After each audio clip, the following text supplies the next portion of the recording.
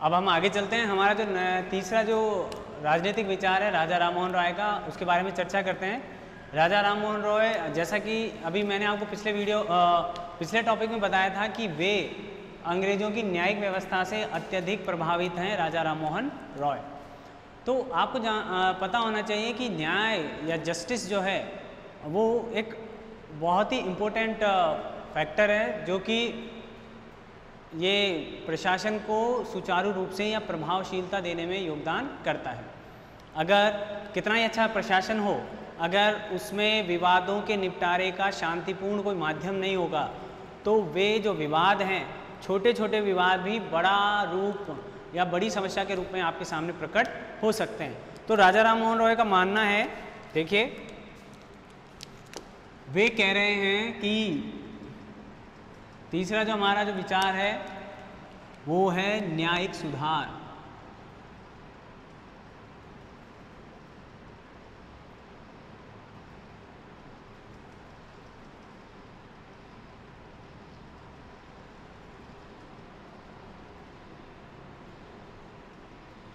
न्यायिक सुधारों का समर्थन। ऐसा क्यों कह रहे हैं हम? क्योंकि राजा राम मोहन रॉय के द्वारा न्याय, जो मैंने आपको अभी बताया कि किसी भी व्यवस्था के सुचारू रूप से चलने के लिए या विवादों के शांतिपूर्ण निपटारे का किया जाना अत्यंत आवश्यक है।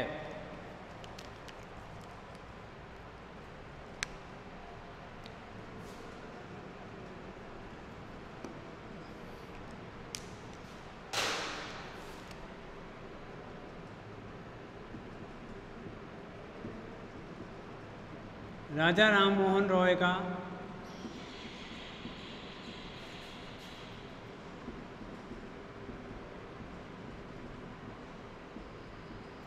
मानना था कि न्यायिक व्यवस्था का भारतीय स्थितियों या परंपराओं के अनुकूल होना चाहिए। न्यायिक व्यवस्था का भारतीय परिस्थितियों के अनुसार या भारतीयकरण किया जाना चाहिए। न्यायिक व्यवस्था का भारतीयकरण किया जाना चाहिए।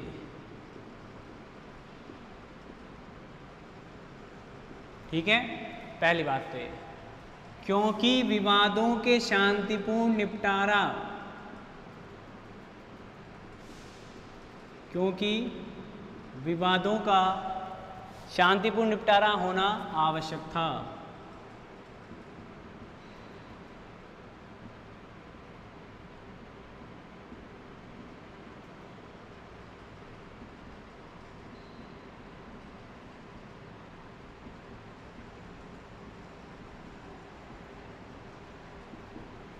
क्योंकि जैसा कि आपको पता है कि वहाँ की प्रीवी काउंसिल जो है वो सर्वोच्च न्यायालय के रूप में काम किया करती है लास्ट तक। तो उस प्रीवी काउंसिल तक पहुंचने में अनावश्यक विलंब हो जाता है न्याय व्यवस्था या न्याय प्राप्त होने में। ऐसी ही कुछ विलंब की व्यवस्था अंग्रेजों ने उस समय भी की हुई थी। तो उस विलंबकारी व्यवस्था का कमज़ोर करने के लिए या उस विलंबकारी व्यवस्था को दूर करने के लिए उन्होंने न्यायिक व्यवस्था में सुधार करने का सुझाव दिया, क्योंकि उनका मानना था कि अंग्रेज जो कि विदेशी हैं, उन्हें भारतीय परिस्थितियों का ज्ञान नहीं है। भारतीयों के द्वारा ही न्यायिक व्यवस्था में सर्वाधिक पार्टिसिपेट किया जाना चाहिए। आपने देखा होगा कि इल्बर्ट बिल विवाद, आपको पता है, बाद में आया था। इल्बर्ट बिल विवाद में क्या हो रहा था कि मैं आपको राजा राम मोहन रॉय के बाद की परिस्थिति एक बता रहा हूँ, एक एग्जाम्पल से बता रहा हूँ कि अंग्रेजों की मानसिकता कैसी थी और वो किस तरह से वो कार्य करते थे। अंग्रेजों ने ये माना कि भारतीयों को न्यायाधीश अंग्रेजों के मामले में नहीं बनाया जाना चाहिए। अंग्रेजों के मुकदमों या विवादों को सुनने के लिए ब्रिटिश व्यक्ति या ब्रिटिश न्यायाधीश होना चाहिए, जबकि भारतीयों के मुकदमों या विवादों को सुनने के लिए अंग्रेज न्यायाधीश भी हो सकता है और भारतीय न्यायाधीश भी हो सकता है। ऐसी व्यवस्था थी। लेकिन इल्बर्ट के द्वारा, मिस्टर इल्बर्ट ने इस व्यवस्था में परिवर्तन करते हुए ये सुझाव या ये परिवर्तन करना चाह कि भारतीयों को भी अंग्रेजों के विवादों को सुनने की छूट मिलनी चाहिए, या अंग्रेज व्यक्ति के केस में जज भारतीयों को भी बनाया जा सकता है। लेकिन अंग्रेजों के द्वारा इस बात का क्या किया गया, विरोध किया गया, जबरदस्त विरोध किया गया, तो इल्बर्ट विल जो था वो पेश नहीं किया जा सका।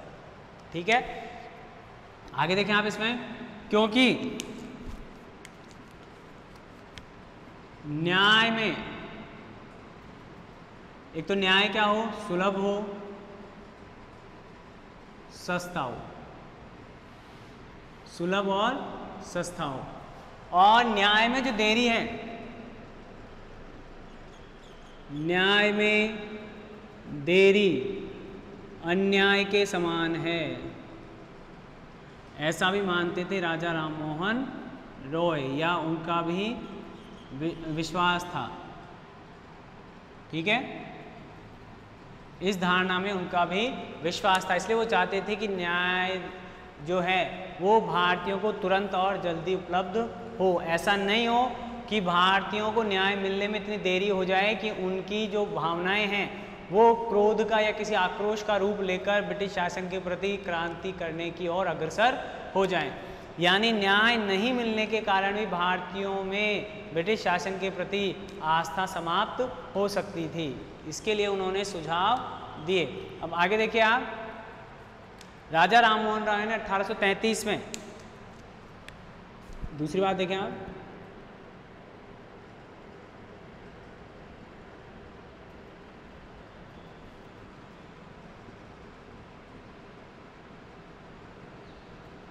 राजा राममोहन रॉय ने 1833 में प्रवर समिति के समक्ष, हाउस ऑफ कॉमन्स की समिति थी ये,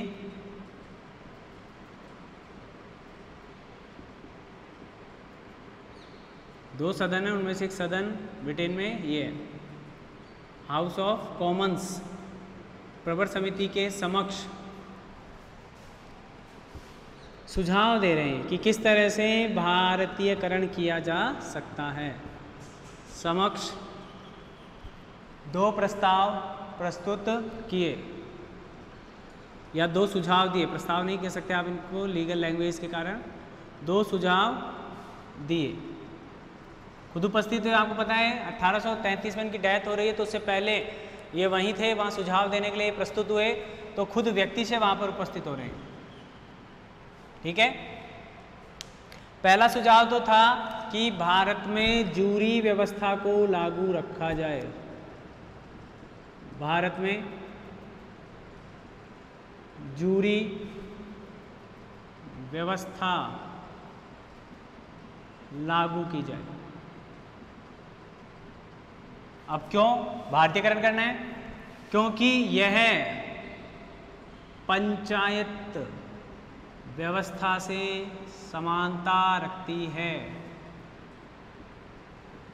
पंचायत व्यवस्था से समानता रखती है।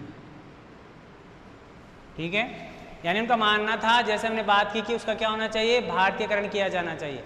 तो भारतीयकरण करने का मतलब क्या हो गया, जूरी को आप न्याय व्यवस्था में शामिल कीजिए, यानी न्याय कौन करेगा, जूरी करेगी। और जूरी क्यों करेगी, क्योंकि जूरी और पंचायत में भी तो हमारे ऐसे ही होते थे, क्योंकि इस व्यवस्था में कौन बैठते हैं, जजों के अलावा सामाजिक, धार्मिक, आर्थिक मामलों के विशेषज्ञों से न्यायिक दृष्टिकोण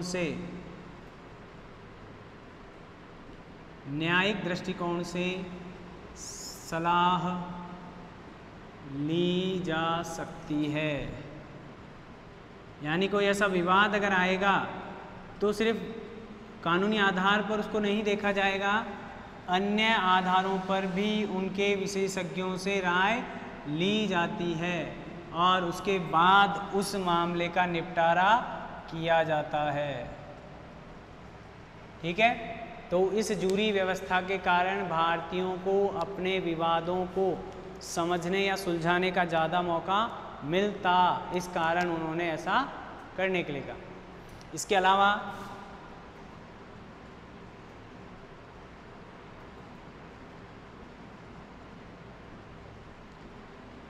इसमें पूर्व न्यायाधीश यानी रिटायर्ड न्यायाधीश,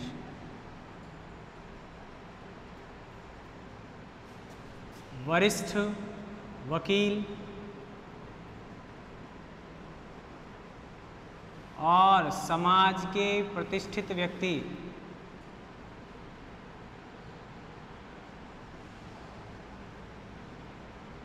व्यक्ति भी शामिल हो सकते थे जूरी में।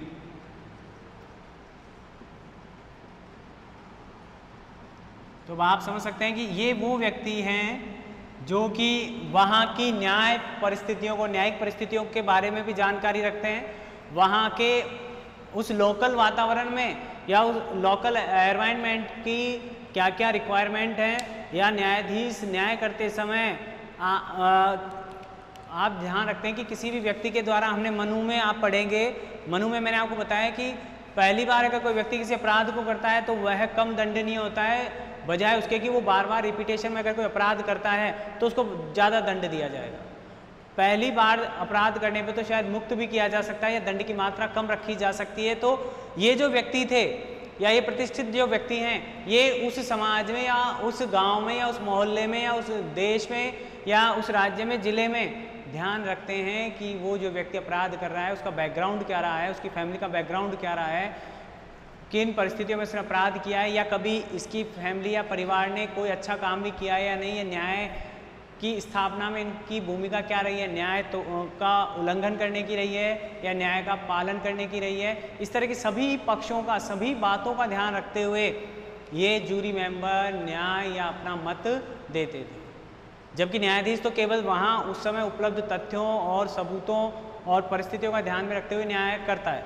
तो अगर वो अपराध है असामान्य परिस्थितियों के अंतर्गत भी, तो भी उसे अपराधी माना जाएगा। दंड में किसी तरह की कोई छूट या गुंजाइश नहीं हो सकती है। ठीक है, तो अब आगे हम देख रहे हैं कि इसके बाद आगे चलते हैं हम। तो इन सब बातों का ध्यान रखते हुए वो कह रहे हैं कि जूरी व्यवस्था भारतीय परिस्थितियों के अनुसार सर्वश्रेष्ठ है। अब आगे चले, दूसरी बात वो कह रहे हैं कि जो न्यायिक कार्य की जो भाषा है वो भाषा भी देखें,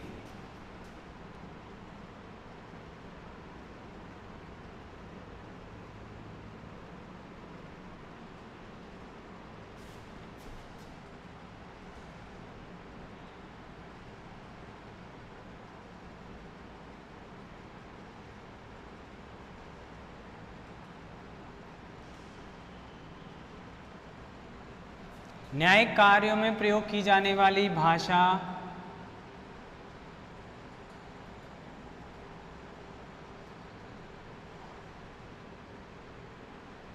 ऐसी होनी चाहिए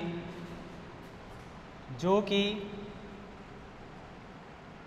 दोनों पक्षों को समझ में आए। ये तो आज भी पॉसिबल नहीं हो पा रहा है। दोनों पक्षों को समझ आए।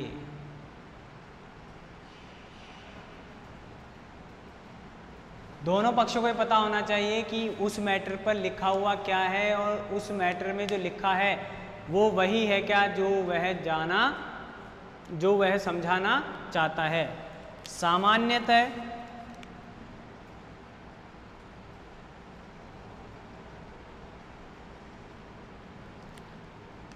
दोनों पक्षों के द्वारा बोली और लिखी जाने वाली भाषा होनी चाहिए।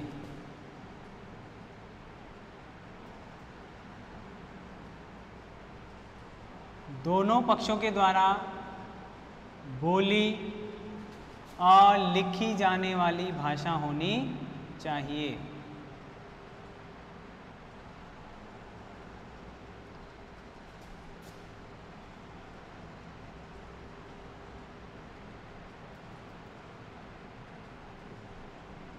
ठीक है, तो ऐसी भाषा, अब आपको पता है कि आज भी हमारे अंग्रेजी भाषा ही प्रयोग में ली जाती है।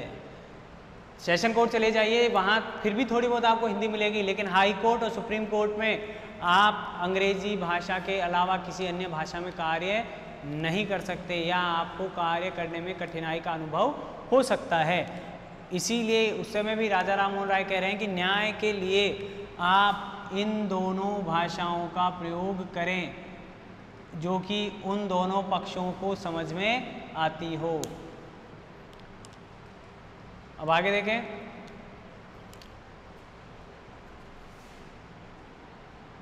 ताकि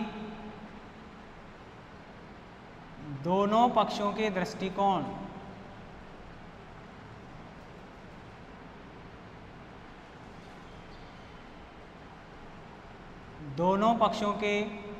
दृष्टिकोण में कोई अंतर नहीं हो।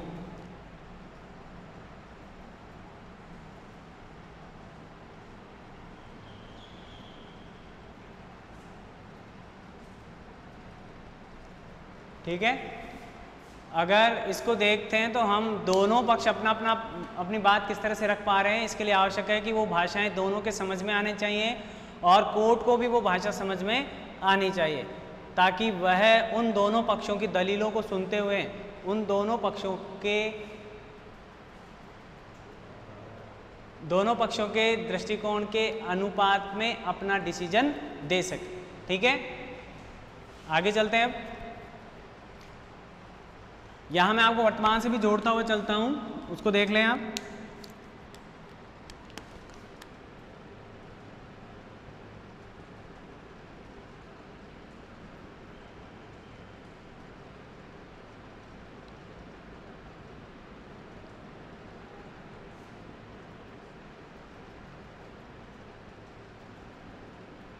मुख्य भाषा है हाई कोर्ट और सुप्रीम कोर्ट में।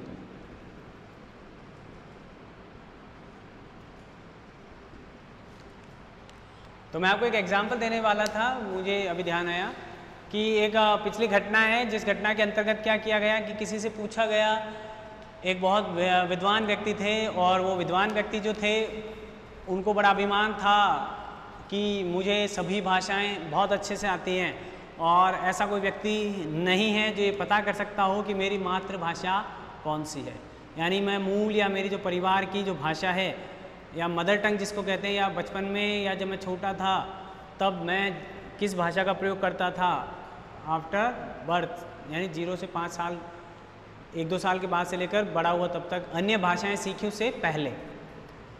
तो अब वो चले गए तेनालीराम के दरबार। तेनालीराम जो विदूषक है, जो कि अकबर के विदूषक की तरह ही है, उसके पास चले गए। अब तेनालीराम को उसके शासक ने कहा कि आप इसकी परीक्षा लीजिए और बताइए कि इसकी मूल भाषा कौन सी है। बड़ा दुष्कर कार्य है, वो अंग्रेजी भी फ्लुएंसी के साथ बोल रहा है, हिंदी भी फ्लुएंसी के साथ बोल रहा है, संस्कृत भी फ्लुएंसी के साथ बोल रहा है, मतलब हर भाषा में, हर तरीके से, हर लैंग्वेज, हर टोन में वो बातचीत कर रहा है। पंजाबी भी बोल रहा है, अगर आज के परिप्रेक्ष्य में देखें राजस्थानी भी अच्छे से बोल रहा है। तो अब जब ये सारी बातें हो रही हैं तो तेनालीराम बहुत ही विद्वान व्यक्ति हैं, दिमाग वाले व्यक्ति हैं, तो उन्होंने उसकी पिटाई करना शुरू की, बहुत बुरी तरह से उसको पीटा गया। तो जो उसकी लैंग्वेज थी, जो मदर टंग थी, उसमें वो अपनी माँ को पुकारने लगा, माँ बचाओ, अरे माँ मर गया, अरे ऐसे ऐसे ऐसे। तो जब वो शब्द निकल के आया तो उसके आधार पर उसे कहा गया कि ये इनकी मदर टंग है, ये इनकी मातृभाषा है। तो यहाँ भी हम बात करें तो वहाँ वो बात चल रही है बुद्धि बल की। तो मातृभाषा जब निकल के आई तो यानी कहने का मतलब है बच्चा या जो भी व्यक्ति होता है वो अपनी मदर टंग में अपनी भावनाओं को सबसे ज़्यादा स्पष्ट तौर पर बता सकता है, व्यक्त कर सकता है। अगर किसी को अंग्रेजी में बोलने के लिए कहा जाए अंग्रेज को तो वो अच्छी बोल लेगा, हिंदी में उसको कहा जाए, हिंदी आते हुए भी उसका जो एक्सटेंशन है या बोलने का प्रोनाउंसिएशन जो कैपेसिटी है वो बता देगी अपने आप में कि इसकी मातृभाषा हिंदी नहीं है, तो उसका इफेक्ट पड़ता है। तो इसलिए यहाँ पर ये कह रहे हैं कि आपको उसी भाषा में प्रयोग करना है जो भाषा काम आती हो। आगे देखिए, ये तो 2 सुझाव थे, जूरी के समक्ष ये प्रश्न आया हुआ है तो आप इसको ध्यान रखें। ये सुझाव तो खत्म हो गए, अब कुछ और जानकारियां हैं जो इन्होंने क्या मांग रखी और क्या सुझाव इन्होंने दिए सुधार के लिए, वो देखते हैं। तो वो देखें आप, इन्होंने कहा कि इन्होंने और मांग रखी उस मांग में इन्होंने कहा कि राजकीय भाषा फारसी के बजाय, उस टाइम फारसी थी, अंग्रेज नए नए आए थे, तो फारसी, राजकीय भाषा फारसी के बजाय अंग्रेजी होनी चाहिए, या कोर्ट की भाषा अंग्रेजी होनी चाहिए। ठीक है, या न्यायालय की भाषा कहते हैं हम, राजकीय, तो राजकीय में भी कई चक्कर थे। न्यायालय भाषा फारसी के बजाय अंग्रेजी होनी चाहिए। दूसरा देखें, दूसरा वो कह रहे हैं कि दीवानी, दीवानी फौजदारी न्यायालय अलग अलग होने चाहिए।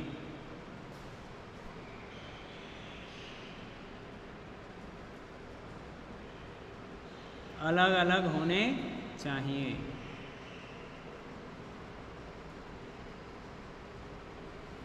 इसका भी आधार इसी बात को बताया जा रहा है कि हमारे द्वारा जो कार्य किए जा रहे हैं उन कार्यों के फलस्वरूप न्यायालय दोनों मानसिकताओं को बात करता है। अपराधी तो आप समझ ही गए, मैं यहाँ लिख देता हूं। यहां पर देखिए, दीवानी का मतलब होता है सिविल, सिविल, और फौजदारी का मतलब होता है क्रिमिनल। तो दोनों स्तर के जो व्यक्ति हैं वे बिल्कुल अलग अलग मानसिकता के लोग हैं, या अलग अलग व्यक्तियों के द्वारा ये अपराध किए जाते हैं। तो यहाँ पर जो व्यक्ति बैठा है उसको पता होना चाहिए कि नागरिक जो अपराध होते हैं, या नागरिक अपराध समाज के प्रति भी हो सकते हैं, व्यक्ति के प्रति भी हो सकते हैं। क्रिमिनल अपराध भी व्यक्ति के प्रति भी हो सकते हैं और समाज के प्रति भी हो सकते हैं। ठीक है, लेकिन उनके करने का उद्देश्य अलग अलग होता है। तो इसका मतलब उन मामलों में जो सुना जाना चाहिए केस, उसे अलग अलग व्यक्तियों के माध्यम से सुना जाना चाहिए। यानी पारंगत, एक्सपर्टनेस होनी चाहिए कि वो देखते ही बता दे कि इस व्यक्ति ने ये अपराध किया है या नहीं किया, या इस व्यक्ति ने ये अपराध किया है तो वाकई में किन आधारों पर ये अपराध किया गया। ठीक है, तो इसलिए वो कह रहे थे कि अलग अलग न्यायालय होने चाहिए। आगे देखें, कार्यपालिका और व्यवस्थापिका को भी अलग अलग किए जाने का समर्थन करते थे।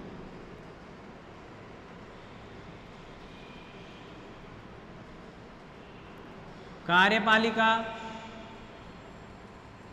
व न्यायपालिका, अगर हम जिसको कह रहे हैं व्यवस्थापिका, कार्यपालिका और न्यायपालिका, तीनों ही क्या होनी चाहिए? अलग होनी चाहिए। कार्यपालिका, व्यवस्थापिका दोनों अलग अलग हों, ऐसी मांग कर रहे हैं वो।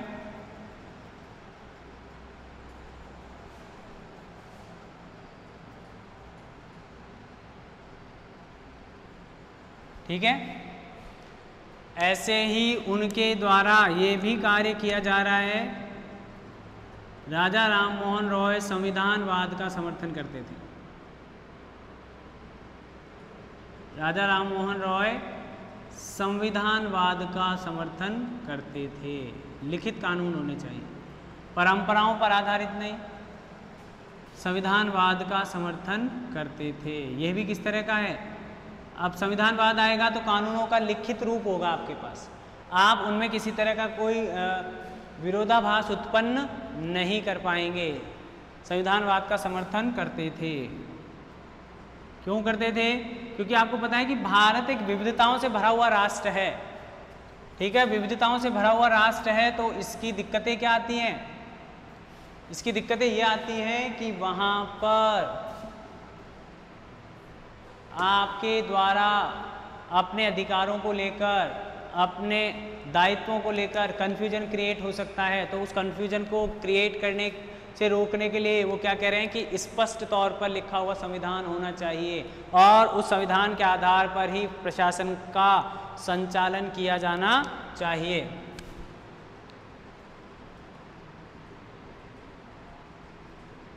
अंग्रेजी भाषा का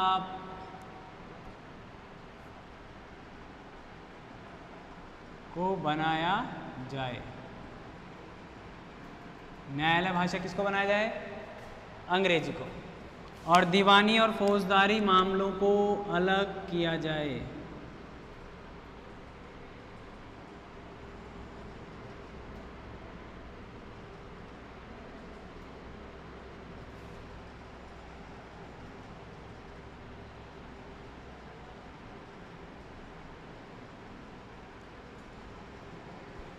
ये बात हमने मनु में भी की हमने। मनु भी इन दोनों को अलग नहीं कर पाया, हालांकि उसने प्रकृति 18 श्रेणियां बनाई थी। उन 18 श्रेणियों के आधार पर अलग अलग डिवाइडेशन किया जा सकता है। और आपने देखा होगा कि जो दीवानी अपराध थे उनमें ज़्यादा से ज़्यादा अर्थदंड का ज़्यादा प्रयोग किया गया था, फाइन लगाने की बात की गई थी।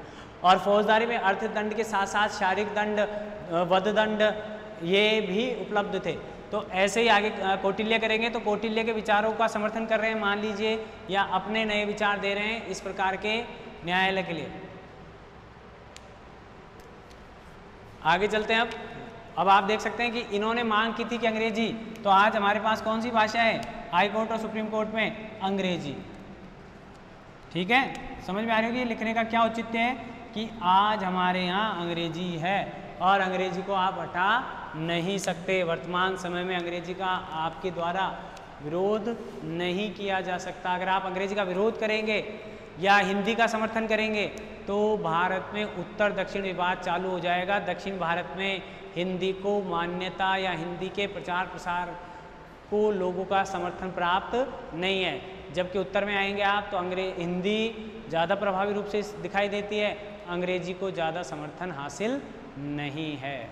तो आप देखें कि आपके द्वारा जो विषय प्रस्तुत किया जा रहा है या जो विषय पढ़ा जा रहा है उस विषय के अंतर्गत आप जो वर्तमान में भारत में जो आप प्रशासनिक व्यवस्था देख रहे हैं उसका कहीं ना कहीं जुड़ाव किससे रहा है? प्राचीन काल से। ठीक है, आप देखें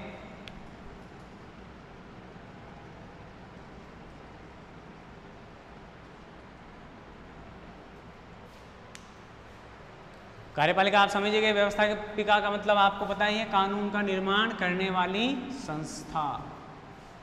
आगे चले। हालांकि अंग्रेजी को अनुसूची जो भाषाओं से संबंधित 8वीं अनुसूची है उसमें स्थान नहीं दिया गया है, ये ध्यान रखें आप, लेकिन फिर भी न्याय कौन सी भाषा में उपलब्ध है? कौन सी भाषा में उपलब्ध है? अंग्रेजी भाषा में। आगे चले। प्रशासनिक एवं राजस्व संबंधी सुधार।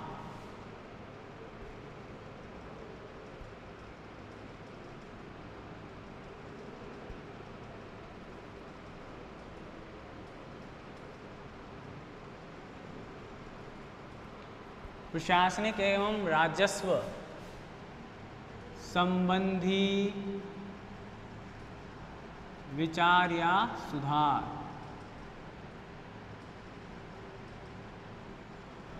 ठीक है, अब देखिए सबसे पहली बात तो ये आई कि भारत में प्रशासनिक अधिकारी जो तैयार हो रहे हैं वो प्रशासनिक अधिकारी तैयार हो रहे हैं अंग्रेजों के द्वारा।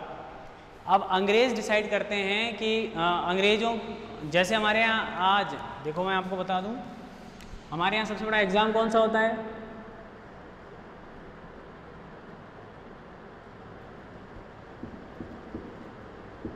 आज प्रशासनिक अधिकारियों का जो सबसे बड़ा एग्जाम है हमारे यहाँ वो IAS होता है। अंग्रेजों के ज़माने में होता था ICS, इंडियन सिविल सर्विसेज।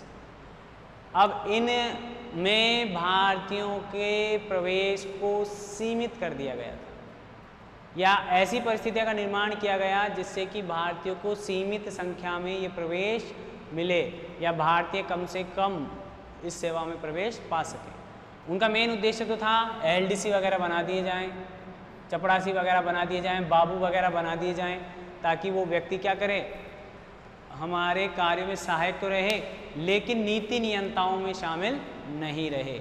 यानी नीति निर्माण का जो कार्य है वो मुख्यतः अंग्रेजों के द्वारा ही किया जाए, और अंग्रेज उसमें किसी प्रकार का कोई हस्तक्षेप स्वीकार नहीं करना चाहते थे। इसके लिए उम्र के आधार पर या स्थान, ये इंग्लैंड में होती थी ICS की एग्ज़ाम, तो हर किसी भारतीय के लिए इंग्लैंड जाना पॉसिबल नहीं था।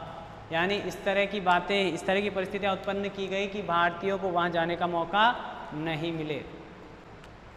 तो इन्होंने जो सुधार थे, वो सुझाव थे, वो दिए। भारतीयों को प्रशासनिक पदों पर नियुक्ति की व्यवस्था की जाए।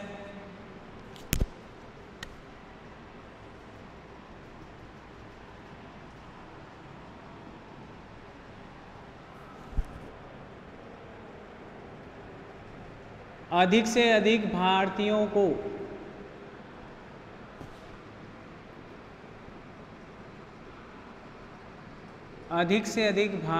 को प्रशासनिक सेवा में शामिल किए जाने का समर्थन करते थे।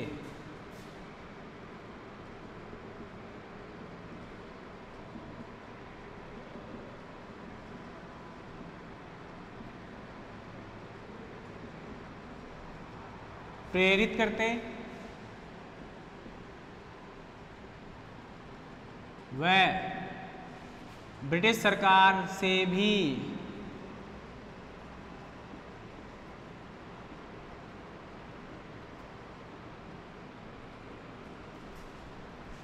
समर्थन प्राप्त करने का प्रयास करते।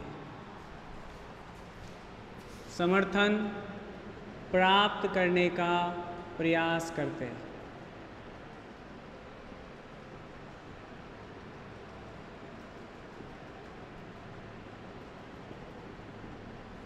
शायद सत्येंद्र नाथ बनर्जी पहले आईसीएस थे, या जहाँ तक मेरी जानकारी में है सुभाष चंद्र बोस ने भी आईसीएस की परीक्षा पास की थी, लेकिन उन्होंने नौकरी करने से क्या कर दिया था, मना कर दिया था।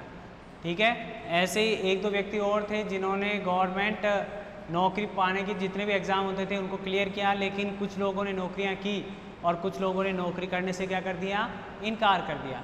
उनका मानना था कि अगर हम नौकरी करेंगे तो देश को आज़ादी कौन दिलवाएगा या स्वतंत्रता संग्राम में पार्टिसिपेट कौन करेगा। ठीक है, आगे देखिए आप, इसके तहत उन्होंने क्या कहा, दूसरा सुझाव देखिए आप, एक तो प्रेरित करना प्रारंभ किया और दूसरा देखिए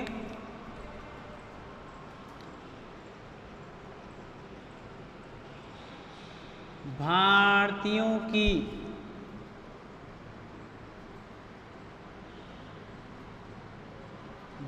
के द्वारा प्रशासनिक सेवा में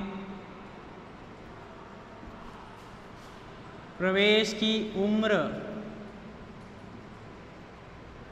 न्यूनतम 22 साल की जाए।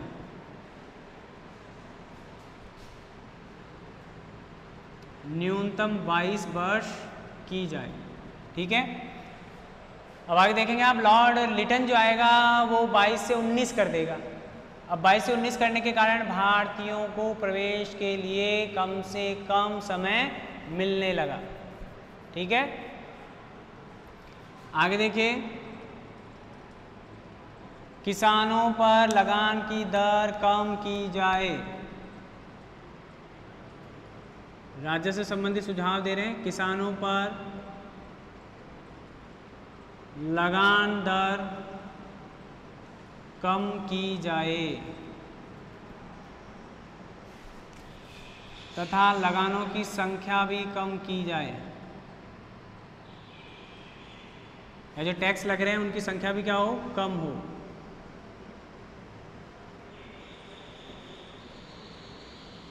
कम होनी चाहिए। तीसरा सुझाव, चौथा सुझाव वो दे रहे हैं कि स्थायी भूप्रबंध की आवश्यक, स्थायी भूप्रबंधन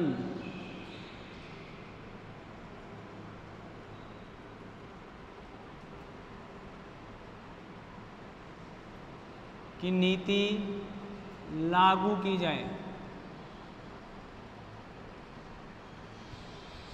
यानी ऐसा नहीं हो परिवर्तनशील हो जाए। इसका मतलब है कि एक निश्चित दर से, और दर का मतलब कम से कम 10 वर्षों तक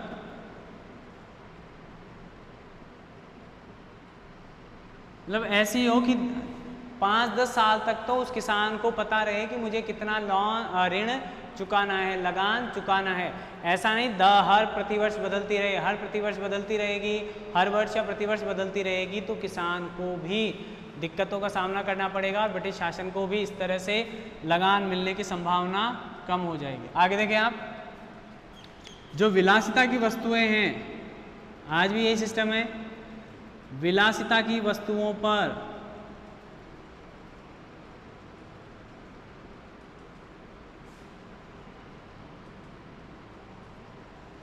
अधिक कर लगाया जाए,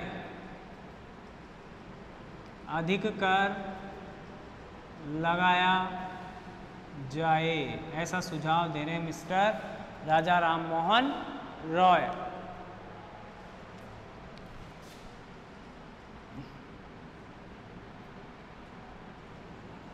ताकि समाज में अनावश्यक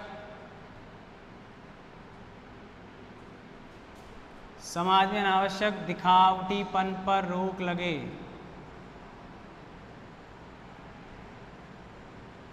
दिखावटीपन पर रोक लगे। अपने यहाँ सबसे ज़्यादा दिखावा अंग्रेजों ने भी किया था।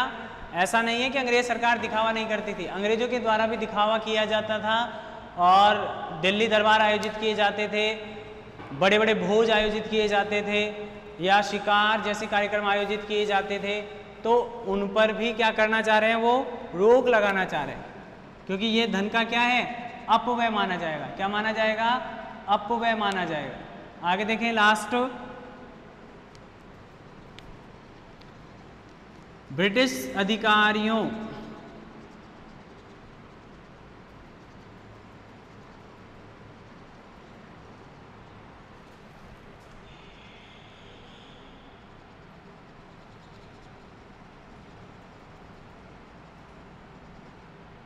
अधिकारियों के वेतन को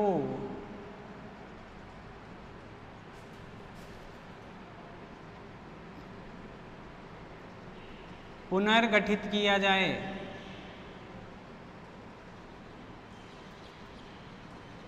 ज़्यादा रीजनेबल बनाया जाए। तर्कसंगत का मतलब जैसा काम वैसा वेतन।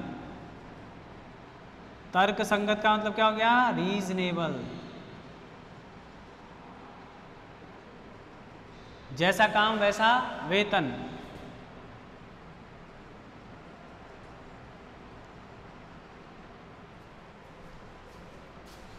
जिससे कि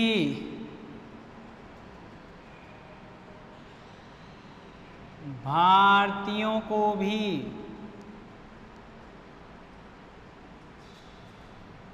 अच्छा वेतन मिले, या तो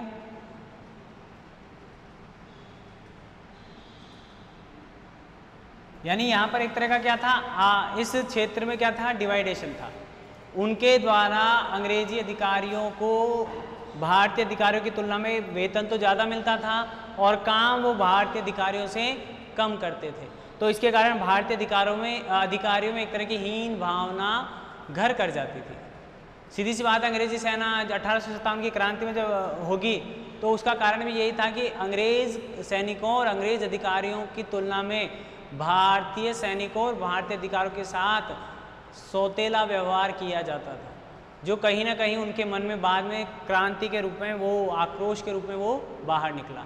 तो यहीं पर वो भी यही सुझाव दे रहे हैं कि भारतीयों को जो जैसा वेतन मिलता है वो काम के अनुपात में कम होता है और ब्रिटिश अधिकारियों को जो वेतन मिलता है वो काम के अनुपात में ज़्यादा होता है। तो उसको दोनों के वेतन को क्या किया जाए, तर्क संगत बनाया जाए। क्योंकि इसको आप जानते हैं कि ये जो वेतन था ये भारतीयों से प्राप्त भारतीय खजाने से दिया जाता था। तो जितना ज़्यादा वेतन होगा टैक्स भी क्या होगा, फिर उतना ही ज़्यादा लगाया जाता था भारतीय पर। तो वेतन कम होगा तो भारतीय खजाने का अपव्यय भी कम से कम होगा। इसलिए राजा राम मोहन राय यहाँ पर ये जो आर्थिक अपव्यय हो रहा है वेतन के रूप में, उसको रोकने का क्या करते हैं, समर्थन करते हैं। ठीक है, तो आप देख सकते हैं कि कोई ज़्यादा वो ऐसे विषय नहीं लिए उन्होंने जो कि बहुत बड़े या भारी हों या पॉसिबल नहीं हो करने में। उन्होंने देखो उम्र घटाई जा सकती है, बढ़ाने की बात करें, घटाने की नहीं, 22 साल की जाए। आज हमारे यहाँ विवाह की भी तो उम्र 18 और 21 साल है, तो कोई ना कोई लॉजिक तो रहा होगा 18 और 21 साल की उम्र में विवाह होना चाहिए, वैज्ञानिक आधार पर या शारीरिक आधार पर या मानसिक और शारीरिक हेल्थ को देखते हुए, तो वो भी कह रहे हैं कि न्यूनतम 22 साल की उम्र होनी चाहिए। ठीक है, आज 32 साल है जनरल के लिए, शायद 32-33 साल है, IAS देने के लिए जो लास्ट उम्र है 33 साल है लगभग, और ST/SC के लिए और भी कम है, OBC के लिए और भी कम है, चांस भी ज़्यादा है, चांस भी फिक्स कर दिए गए। तो कहीं ना कहीं इसका तार्किककरण किया गया, रीजनेबल बनाया गया इसको, उम्र को। किसानों की लगान दर क्या की जाए, कम की जाए, और लगान की संख्या भी क्या रखी जाए, कम रखी जाए, क्योंकि एक तो बारिश पर निर्भर करता है और भारत कृषकों का देश है, किसानों का देश है, तो वहाँ पर अगर आप दर ज़्यादा रखेंगे और लगान की संख्या भी ज़्यादा होगी तो आप जानते हैं कि दोबारा हमें लगान मूवी बनानी पड़ेगी। एक बार लगान को लेकर लगान मूवी बना चुके हैं हम और सुपरहिट रही है, विदेशों में भी खूब देखी है।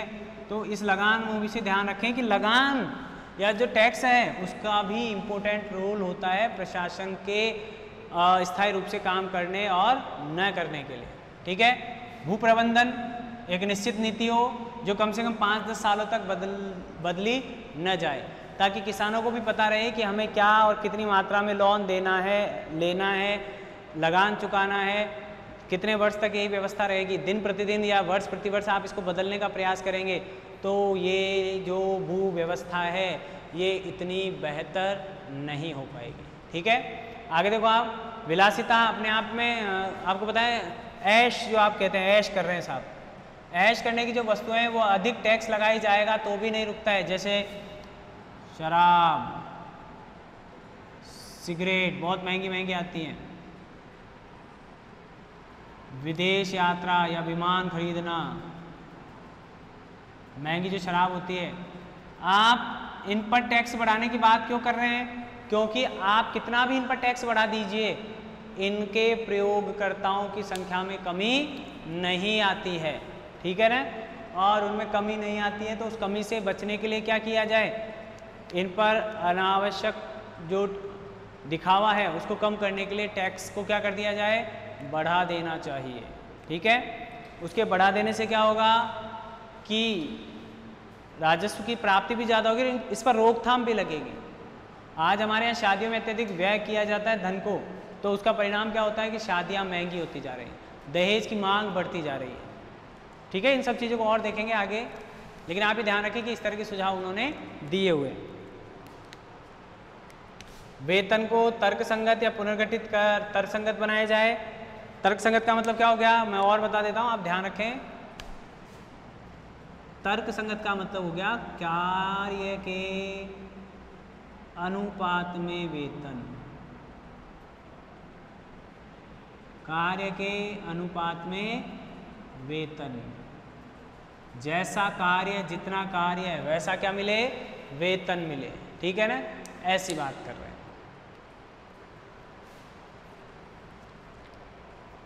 तो आज आपका ये टॉपिक अंतिम बिंदु पढ़ेंगे, उसके साथ ये खत्म हो जाएगा। ठीक है ना, इसको देख लें आप एक बार।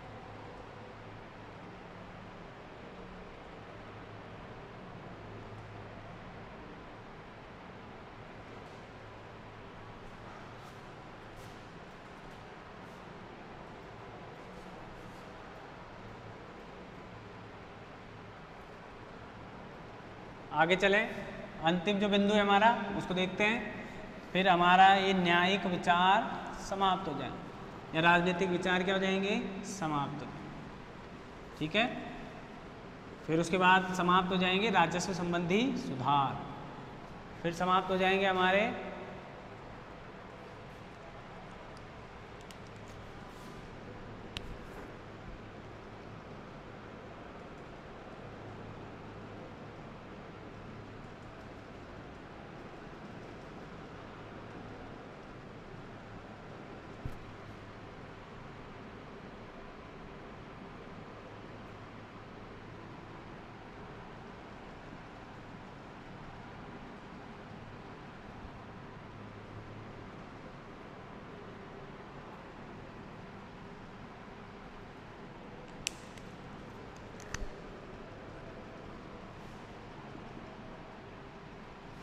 आप देखिए, हम बात करें विश्व बंधुत्व की, और विश्व बंधुत्व अपने आप में ही अंतर्राष्ट्रीय व्यक्तित्व का विचार है या अंतर्राष्ट्रीयता का विचार है। आप देखिए, राजा राम मोहन राय, मैंने आपको बताया कि वो जन्म उनका भारत में हुआ, उनकी डेथ इंग्लैंड में हुई, तो कहीं ना कहीं उनका लगाव ब्रिटिश शासन प्रणाली या उसकी विचारधारा में रहा। और जैसा कि आपको बताया कि जो व्यक्ति एक बार घर से बाहर निकल जाता है तो शायद उसके विचारों में वो जो क्षेत्रीयता है या थोड़ी सी अगर हम कहें संकीर्णता है, वो संकीर्णता, क्षेत्रीयता या रूढ़िवादिता या परंपरावादिता जो है वो कहीं ना कहीं धीरे धीरे गायब हो जाती है। आप जितनी बार भारत का भ्रमण करेंगे या जितनी बार विश्व का भ्रमण करेंगे या घूमने निकलेंगे, साल में एक बार जाएंगे, पहली बार जाएंगे, दोबारा जाएंगे, तिबारा जाएंगे, चौथी बार जाएंगे, तो शायद आप में अगर ऑब्जर्वेशन की अच्छी कैपेसिटी होगी तो आप हर बार कुछ ना कुछ नया वहाँ सीख कर आएंगे। और ये जो नया सीखने की कैपेसिटी है वो आपके व्यक्तित्व में जब ढल जाएगी तो आपके व्यक्तित्व में भी एक अलग प्रकार का आकर्षण आएगा, अलग तरह की विचारधारा डेवलप होगी, जिसको कि अंतर्राष्ट्रीय स्तर पर भी सम्मान प्राप्त होगा। और इसी तरह राजा राम मोहन रॉय ने भी अंतर्राष्ट्रीय जगत का विश्लेषण किया, अवलोकन किया और उसकी भारत के साथ तारतम्यता बैठाने की उन्होंने कोशिश की कि किस तरह से भारतीयों को भी किन किन अंतर्राष्ट्रीय विचारों का सम्मान करना चाहिए या अपनी संस्कृति में उनको शामिल करना चाहिए। तो ऐसे ही कुछ विचार थे, जैसे उन्होंने आइडिया दिया कि प्रत्येक देश से एक एक व्यक्ति को लेकर विश्व कांग्रेस या विश्व संसद का निर्माण करना चाहिए। उन्होंने आइडिया दिया कि जो महिलाओं के बारे में उस समय जो विचार थे उनके, वो एकदम यूनिक विचार थे। महिलाओं को भी मताधिकार दिया जाना चाहिए, महिलाओं को भी शिक्षा प्राप्त होनी चाहिए। इस तरह के जो विचार थे वो उन्होंने ऐसा नहीं कहा कि सिर्फ भारतीय महिलाओं को, उनका मानना था कि संपूर्ण विश्व में जहाँ भी महिलाओं को इस तरह का सम्मान प्राप्त नहीं है वहाँ उन्हें इस तरह की बराबरी दी जानी चाहिए। जातिवाद को समाप्त करना चाहते थे। जिस भी संस्कृति को उनको जो भी चीज़ अच्छी लगती थी उसका वो प्रचार करते थे। भारतीयता की जो समन्वयकारी जो नीतियाँ हैं या विविधता में एकता का जो सिद्धांत है उसका वो विश्वभर में प्रचार करते थे। अंग्रेजों की न्यायिक जो व्यवस्था है उसका जहाँ भी जाते थे वहाँ वो उसका प्रचार प्रसार करते थे। तो मैं आपसे ये कह रहा हूँ कि ये व्यक्ति जो है वो साधारण रूप से क्षेत्रीय सीमाओं में बांधा नहीं जा सकता। देखें आप इसको,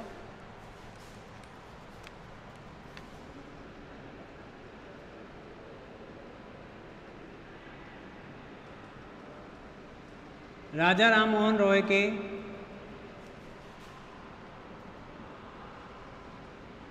व्यक्तित्व का प्रभाव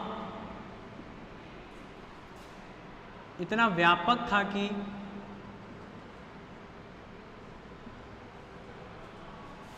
उसे भौगोलिक सीमाओं में बांधना संभव नहीं था।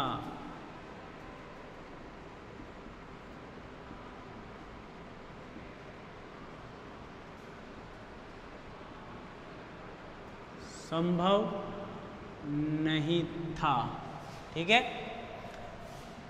अब जिस व्यक्ति ने अपने आप को इतना विराट रूप दे दिया है या उसके विचारों में इतना विराट स्वरूप आ गया है कि आप उसे किसी एक देश का नागरिक नहीं कह सकते, ठीक है, वो विश्व नागरिक था। विश्व को अगर एक देश माना जाए तो वह उसका नागरिक था। राजा राम मोहन रॉय के विचारों में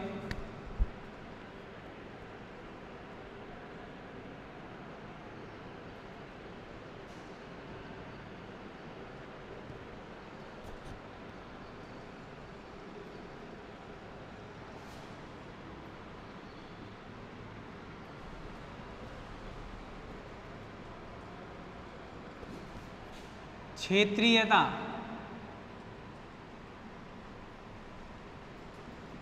संकीर्णता, जातिवाद, लिंग भेद,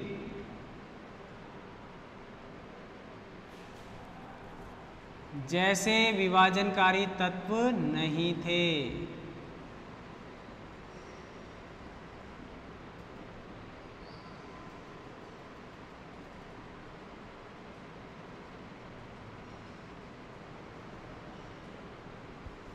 ठीक है, अब ये तत्व क्या है, अंतर्राष्ट्रीय जगत, राष्ट्रीयता और अंतर्राष्ट्रीयता में विभाजन पैदा करते थे। उनका मानना था कि अंग्रेजों ने भारत को अगर गुलाम बनाया है तो कहीं ना कहीं भारत में किसी प्रकार की कोई कमी रही थी, या भारत की सामाजिक, आर्थिक या राजनीतिक परिस्थितियां या राजनीतिक नेतृत्व जो था वो कहीं ना कहीं कमजोर था, यानी उदारवादी दृष्टिकोण रखते थे। देखें आप, अब ये इतनी बड़ी बात, ये अपनी कमियों को स्वीकार करना भी क्या है, बड़े मन का या दिल की बात होती है। राजा राममोहन राय उदारवादी विचारधारा का समर्थन करते थे।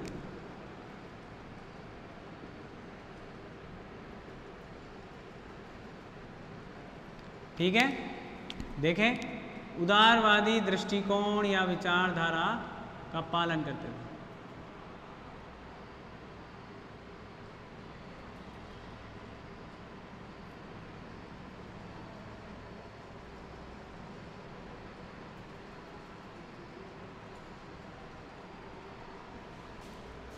जिसमें कि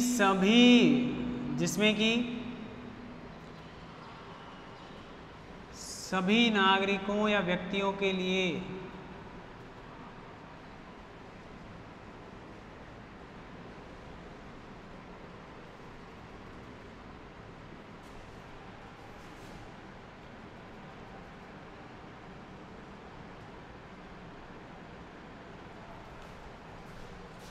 एक समान व्यवहार किया जाता था, चाहे वह भारतीय हो और चाहे वह भारत से बाहर का हो। ठीक है, उन्होंने, अब देखो आगे उन्होंने क्या योगदान दिया है। अब ये मैं आपको क्यों बता रहा हूँ, क्योंकि उदारवादी दृष्टिकोण आप फर्स्ट पेपर में पढ़ेंगे तो आपको समझ में आएगा कि वास्तव में उदारवाद होता क्या है। उदारवादी व्यक्ति ऐसा नहीं है कि वह अपने अधिकारों के लिए चिंतित नहीं होता है, लेकिन वह अपने अधिकारों के प्रति जागरूक होते समय वह दूसरों के अधिकारों का भी उतना ही सम्मान करता है और उनको उतना ही मात्रा में वह उपलब्ध करवाने का प्रयास करता है जितना कि वो अपने लिए उन अधिकारों की आवश्यकता महसूस करता है। शिक्षा देख लो, संपत्ति देख लो, या संस्कृति को देख लीजिए आप, सभी समाज, सभी वर्गों को साथ लेकर चलना चाहते हैं। हम देखेंगे कि शिक्षा में ये अंग्रेजी शिक्षा का समर्थन तो करते हैं, लेकिन ये बांग्ला शिक्षा यानी इनकी जो मातृभाषा है उसका भी समर्थन करते हैं। ये ऐसा नहीं कहते कि अंग्रेजी सीख लो, सूट बूट पहन लो और आप हो गए विदेशी व्यक्ति, नहीं, ये कहते थे कि अंग्रेजी को भी पढ़िए, सीखिए, उसमें जो अच्छाई है उनको ग्रहण कीजिए, और जो बांग्ला भाषा है यानी जो इनकी स्थानीय भाषा है, आपकी जो मातृभाषा है, आप उसका भी समर्थन कीजिए। ठीक है, इसको देखें आगे, उनका एक सुझाव था,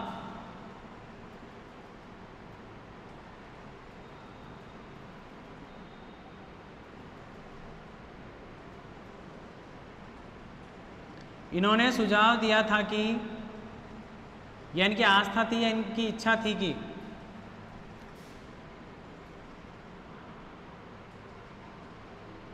विश्व के सभी राष्ट्रों से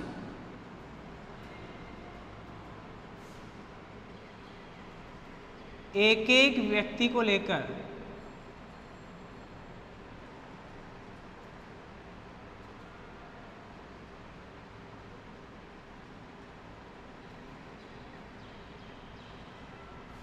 एक एक सदस्य को लेकर विश्व संसद स्थापित की जानी चाहिए। विश्व संसद का निर्माण किया जाना चाहिए। अब ये बात उस समय नहीं की जा रही थी, किसने की? राजा राममोहन राय। निर्माण किया जाना चाहिए।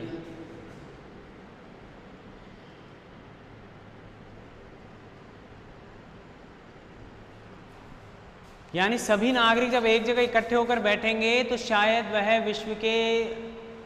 विश्व को समान दृष्टिकोण से देखने समझने का प्रयास करेंगे, मूलभूत जो आवश्यकताएं हैं उनके प्रति एक नज़रिया उत्पन्न कर पाएंगे, अब हम यहाँ पर किससे याद रखें इसको? यूएनओ ऐसा ही तो विचार है। जिस प्रकार वर्तमान में यूएनओ है वैसा का वैसा इन्होंने क्या दिया था? विचार दिया था। ठीक है, या विश्व कांग्रेस का निर्माण कह दें या विश्व संसद का निर्माण कह दें, वर्तमान में जिसकी बात हम किसको कर रहे हैं? यूएनओ। लेकिन यूएनओ आज इतनी महत्वपूर्ण नहीं है, एक तो सभी देशों को इसमें शामिल नहीं किया गया है। ठीक है,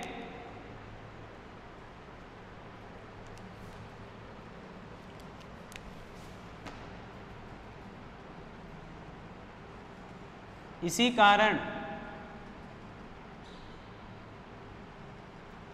राजा राम मोहन रॉय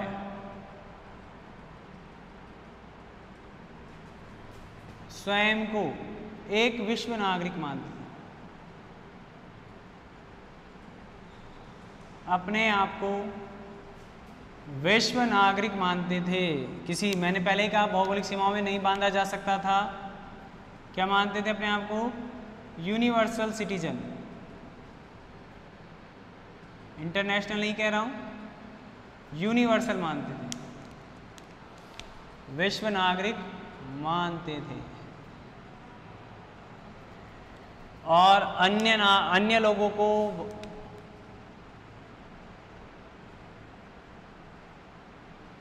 अन्य लोगों के साथ भाईचारे का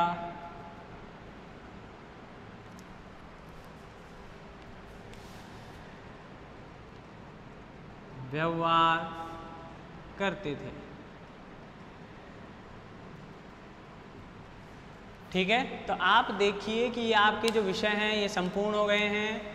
ये पॉलिटिकल जो थॉट्स हैं, आइडियाज़ हैं मिस्टर राजा राम मोहन रॉय के, और उन्हीं विचारों की प्रासंगिकता देखिए कि वर्तमान में यूएनओ की स्थापना करने के लिए या यूएनओ जैसा संगठन बनाने का भी क्या किया गया?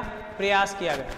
तो आप इन आधारों पर हम कह सकते हैं कि वे विश्व बंधुत्व या मानवता के सबसे बड़े और सच्चे समर्थक थे। तो अब आपके समझने की जो चीज़ है वो ये है कि ये जो व्यक्ति है, ये विचार, मैंने आपको पहले भी कहा है कि अमीर बनिए। मैंने आपसे कहा है कई बार कि आप अमीर बनिए, लेकिन किसमें? धन से नहीं, संपत्ति से नहीं, विचारों से। आपके आइडियाज़ ऐसे होने चाहिए कि जो आपके मरने के बाद भी पढ़ाए जाएं, ऐसा तो नहीं कहूँगा, लेकिन माने जाएं, उनका पालन किया जाए। ठीक है ना? और आप जिस दिन विचारों में समृद्ध हो जाते हैं, उस दिन दुनिया में आपसे बड़ा अमीर कोई नहीं हो सकता है। ठीक है, तो खुद को अमीर बनाइए, विचारधाराओं में संघर्ष होगा। ये हम उस समय की बात कर रहे हैं जब, यानी यूएनओ की स्थापना 1945 में हुई है। उससे पहले इन्होंने आइडिया दे दिया था। तो आप सोचिए 1883, 1983, 100 साल बाद भी इस तरह का विचार आ रहा है, लागू किया जा रहा है। हालांकि आज भी इसकी बहुत सारी कमियां हैं, लेकिन उन कमियों को दूर किया जा सकता है, आगे किया जाएगा। ठीक है, विश्व संसद का विचार दिया। ठीक है, ये भी ध्यान रखें आप, जैसे कि यूएनओ है और अपने आप को विश्व नागरिक मानते थे। ये अच्छाइयाँ थी, कहीं कोई कमी नहीं, कहीं कोई द्वेष नहीं, कहीं कोई बदले की भावना नहीं है। मानवतावाद यानी मानव अधिकारों के आधार पर मदद किए जाने का समर्थन कर रहे हैं मिस्टर राजा राम मोहन रॉय। उम्मीद आपको समझ में आया होगा। अब हम क्या है कि बाद में इनका विश्लेषण करेंगे एक साथ। अभी तो हम सारे विचारों को एक साथ पढ़ लें। जब मूल्यांकन के तौर पर जो प्रश्न किया जाएगा, तो उस मूल्यांकन में हम देखेंगे कि इनके विचारों में क्या कमियां रह गई थी। सबसे बड़ी कमी तो यही मानी जा सकती है कि ये अपने समय से बहुत एडवांस है, उनको समझने वाले लोग कम थे। संतुलन बनाने का प्रयास किया इन्होंने। ये सब बाद में चर्चा करेंगे जब हम इनका मूल्यांकन करेंगे। अभी हमारा मेन उद्देश्य ये है कि हम इनको समझें। जैसा मैंने आपको बताया कि आप किसी हीरो को उसकी पिक्चर से जानते हैं, समझते हैं कि वो कैसा हो सकता है। रियल में तो आप मिलेंगे जब पता लगेगा। ऐसे ही इन व्यक्तियों को आप उनके विचारों से, उनकी पुस्तकों के आधार पर जज कर सकते हैं कि ये व्यक्ति वाकई में कैसा सोचता है या कैसा इसको समझ आता है, या इसके किसी विषय के प्रति क्या विचार हो सकते हैं। तो उनको पढ़ें, समझें, फिर आगे चर्चा करेंगे अगले टॉपिक के साथ। तब तक के लिए धन्यवाद।